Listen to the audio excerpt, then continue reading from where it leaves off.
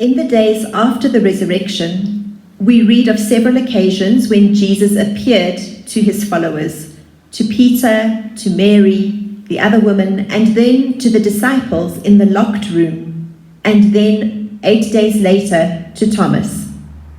It's unfortunate that Thomas earns the label Doubting Thomas. It's always affected my view of this gospel account, causing me to read judgment or conflict into the conversation between him and Jesus. When we read the gospel, however, we notice that with one key difference, his desire to touch the wounds, Thomas was given the same experience as the other disciples. 8 days later, once again, the frightened disciples were gathered behind locked doors. In the same way as before, Jesus mysteriously appeared, with the same greeting, "Peace be with you." Even in his first appearance, Jesus showed the disciples his hands and his side in order that they may believe. This time, all was the same, until the resurrected Jesus revealed that he knew what Thomas had said to the others. Jesus echoed Thomas's own words by saying, "Put your finger here, see my hands.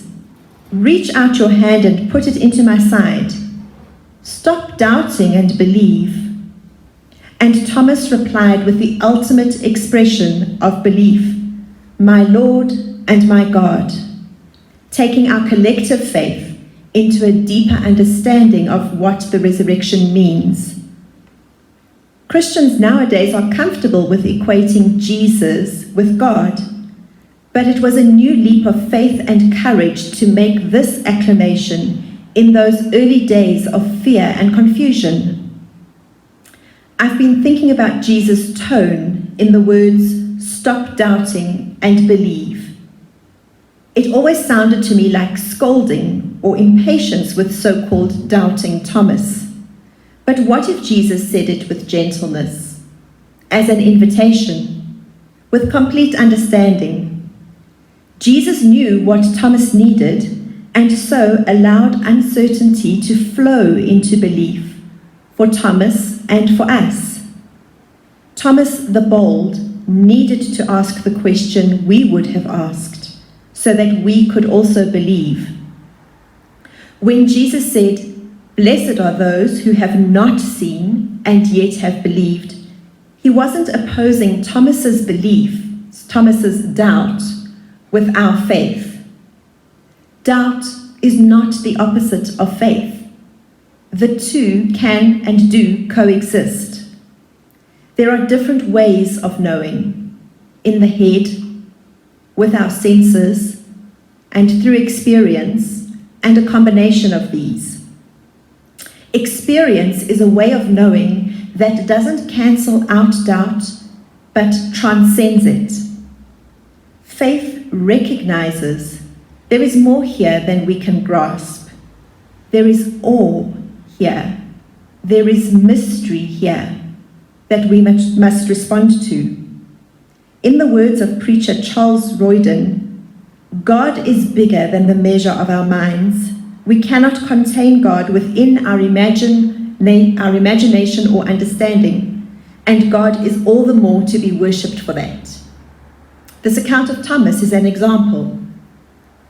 In the locked room, the disciples were commissioned and empowered to continue Jesus' ministry, not by their own confidence or talents, but by the Spirit that the resurrected Jesus breathed into them. After all Jesus' earliest followers had died, it was impossible to know the historical Jesus, but it was and is possible to know the Easter Jesus.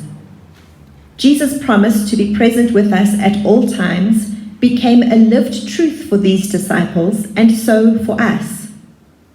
By his experience, Thomas was also commissioned and empowered to take the news of the risen Christ as good news for all.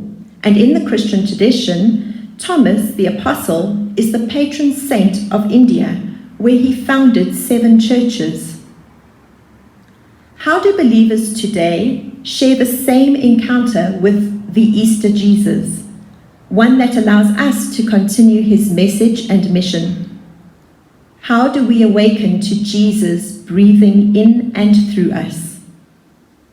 In those first days, the disciples learned that the resurrection does not deny the reality of death or dissolve our fear of death. So like them, we bring our questions, our doubt, and even our fear. The Easter Jesus, the risen Christ, comes to us with scars. They are proof of his victory over death, but also reminders of his humanity. He has entered fully into the human experience, identifying with our suffering, placing the message of his death and resurrection into the story of God's love. An encounter with Jesus doesn't follow a script. It happens uniquely for each of us, but it lies in vulnerability, recognizing Jesus' woundedness and our own, and like Thomas does, daring to reach out to him and to allow ourselves to be touched by him. Wounds are signs of our humanity. We don't ignore, deny, or numb the pain of the world or our own pain, but we know the self-giving love of the Christ, the one whose body was broken for us. When we understand that the resurrected Jesus appears to us on earth with his scars, we can get real about our own. We can experience the mystery of the resurrection and respond to that truth which is greater than human knowledge with the words, "My Lord and my God." This is the source of our faith that can speak of hope in the place of despair and life in the face of death. This year, it is apt to share with you a poem written during the First World War. It was titled, "Jesus of the Scars." If we have never sought, we seek thee now. Thine eyes burn through the dark, our only stars. We must have sight of thorn pricks on thy brow. We must have thee, O Jesus of the scars. The heavens frighten us, they are too calm. In all the universe we have no place. Our wounds are hurting us. Where is the balm? Lord Jesus, by thy scars, we claim thy grace. If, when the doors are shut, thou drawest near, only reveal those hands, that side of thine. We know today what wounds are, have no fear. Show us thy scars. We know the countersign. The other gods were strong, but thou wast weak. They rode, but thou didst stumble to thy throne. But to our wounds, only God's wounds speak, and not a God has wounds, but thou alone.